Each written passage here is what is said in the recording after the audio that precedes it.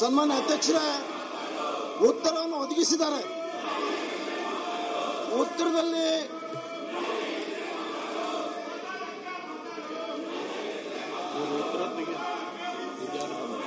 ಉತ್ತರ ಎಲ್ಲಿದೆ ನೋಡಿ, ಅದು ಉತ್ತರ. ಒಂದು ನಿಮಿಷ ಅಧ್ಯಕ್ಷರೇ, ಉತ್ತರ ಯಾಕೆ ಕೂಗಾಡ್ತಾರೆ? ಕೂಡ್ರಿ, ಸ್ವಲ್ಪ ಕೂತ್ಕೊಳ್ರಿ. ಸನ್ಮಾನ್ಯ ಅಧ್ಯಕ್ಷರೇ, ಉತ್ತರವನ್ನು ಒದಗಿಸಿದ್ದಾರೆ. ಅವ್ರು ಹೇಳ್ತಾ ಇರೋದು ರಾಜ್ಯದಲ್ಲಿ 120 ಪಾಲಿಟೆಕ್ನಿಕ್ ಮಂಜೂರಾಗಿದೆ, ಅದರಲ್ಲಿ 117 ಪಾಲಿಟೆಕ್ನಿಕ್ ಕಾರ್ಯನಿರ್ವಹಿಸ್ತಾ ಇದೆ ಅಂತ ಹೇಳ್ತಾ ಇದ್ದಾರೆ. ಸುಮಾರು 3 ಪಾಲಿಟೆಕ್ನಿಕ್ ಇನ್ನೂ ಪ್ರಾರಂಭ ಆಗಿಲ್ಲ ಅನ್ನುವಂಥದ್ದು ಮಾಹಿತಿ ಕೊಟ್ಟಿದ್ದಾರೆ.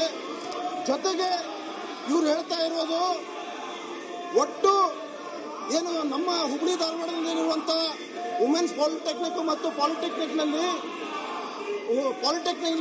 ಸುಮಾರು 30% ಪ್ರವೇಶವನ್ನು ವಿದ್ಯಾರ್ಥಿನಿಯರಿಗೆ ಮೀಸಲಿಡಲಾಗಿದೆ ಅನ್ನುವಂಥ ಮಾತನ್ನು ಹೇಳಿದ್ದಾರೆ. ಅದರಲ್ಲಿ 4 ಕೋರ್ಸ್ಗಳಿವೆ ಸರ್ಕಾರಿ ಪಾಲಿಟೆಕ್ನಿಕ್ನಲ್ಲಿ ಮತ್ತು ಮಹಿಳಾ ಪಾಲಿಟೆಕ್ನಿಕ್ನಲ್ಲಿ 6 ಕೋರ್ಸ್ಗಳಿದೆ ಅನ್ನುವಂಥದ್ದು ಮಾಹಿತಿಯನ್ನು ಕೊಟ್ಟಿದ್ದಾರೆ. ಇವರು ಹೇಳೋ ಪ್ರಕಾರ 109 ಸರ್ಕಾರಿ ಪಾಲಿಟೆಕ್ನಿಕ್ನಲ್ಲಿ 43 ಅನುದಾನಿತ ಮತ್ತು 135 ಖಾಸಗಿ ಪಾಲಿಟೆಕ್ನಿಕ್ ಕಾರ್ಯನಿರ್ವಹಿಸುತ್ತಿದೆ ಅನ್ನುವಂಥದ್ದು ಹೇಳಿದ್ದಾರೆ. ಇವರು ಹೇಳೋ ಪ್ರಕಾರ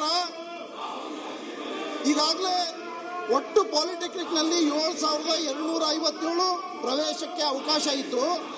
ಅದರಲ್ಲಿ 4,630 ವಿದ್ಯಾರ್ಥಿಗಳ ಪ್ರವೇಶ ಪಡೆದು ಇನ್ನೂ 25,921 ಇನ್ನೂ ಕೂಡ ಸೀಟ್ಗಳು ಉಳಿದಿರ್ತವೆ ಅನ್ನುವಂಥ ಮಾತನ್ನು ಇಲ್ಲಿ ಪ್ರಸ್ತಾಪ ಮಾಡಿದ್ದಾರೆ ಸನ್ಮಾನ್ಯ ಅಧ್ಯಕ್ಷರೇ.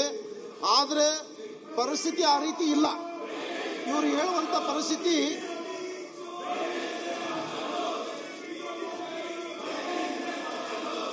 ಸನ್ಮಾನ್ಯ ಅಧ್ಯಕ್ಷರೇ, ಅಲ್ಲಿ ನಿಜವಾದಂತ ಹುಬ್ಬಳ್ಳಿ ಧಾರವಾಡ ಪಾಲಿಟೆಕ್ನಿಕ್ ವಾಸ್ತವಾಂಶ ಏನಂತಂದ್ರೆ, ನಮ್ಮ ಹುಬ್ಬಳ್ಳಿ ಶಹರ ಮಟ್ಟದಲ್ಲಿ ಹೇಳ್ತೀನಿ ನಾನು, ಶಹರ ಮಟ್ಟದಲ್ಲಿ ಸುಮಾರು 5,106 ವಿದ್ಯಾರ್ಥಿಗಳಿದ್ದಾರೆ ಮತ್ತು 4,817 ವಿದ್ಯಾರ್ಥಿನಿಯರಿದ್ದಾರೆ.